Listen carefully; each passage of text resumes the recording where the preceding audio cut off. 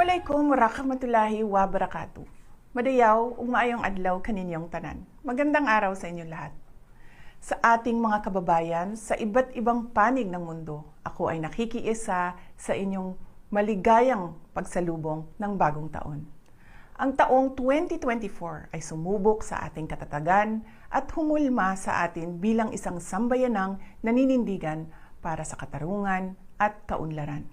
Ngayong 2025, sama-sama nating harapin ang iba't ibang hamon na magpapatibay sa atin bilang isang bansang patuloy na nananalig sa Diyos at nagtutulungan para sa ikauunlad at ikabubuti ng ating pamilya.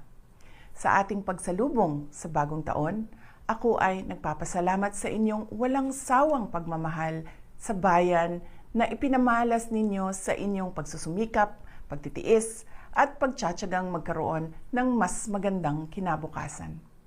Magpabilin ako nga nahiusa kaninyo sa inyong mga pangandoy alang sa kauswagan ug kalinaw. Atong atubangon ang bagong tuig uban ang paglaom nga ang tanan natong mga kalisod ug mga paningkamot sa ngadtong-ngadtong makahatag og positibong kausaban. Ang lahat ay para sa Diyos, sa bayan at sa bawat pamilyang Pilipino.